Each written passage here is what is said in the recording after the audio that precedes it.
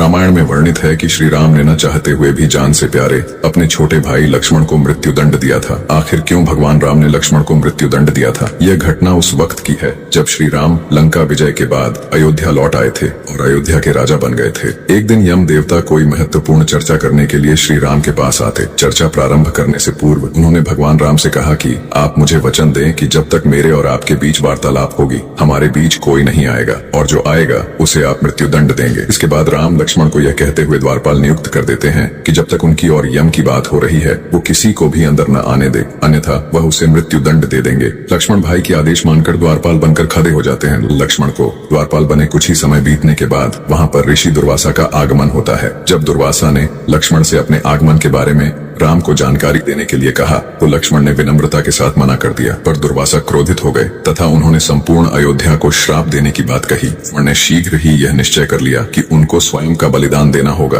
ताकि वो नगरवासियों को ऋषि के श्राप से बचा सकें, और उन्होंने भीतर जाकर ऋषि दुर्वासा के आगमन की सूचना दी। अब श्री राम दुविधा में थे क्योंकि उन्हें अपने वचन के अनुसार लक्ष्मण को मृत्यु दंड देना था। इस दुविधा की स्थिति में श्री राम ने अपने गुरु वशिष्ठ का स्मरण किया और कोई रास्ता दिखाने को कहा। गुरुदेव ने कहा कि अपनी किसी प्रिय वस्तु का त्याग उसकी मृत्यु के समान ही है, अतः तुम अपने वचन का पालन करने के लिए लक्ष्मण का त्याग कर दो। लेकिन जैसे ही लक्ष्मण ने यह सुना तो उन्होंने राम से कहा कि आप भूल कर भी मेरा त्याग नहीं करना। आपसे दूर रहने से तो यह अच्छा है कि मैं आपके वचन का पालन करते हुए मृत्यु को गले लगा लूं। ऐसा कहकर लक्ष्मण ने जल समाधि ले ली।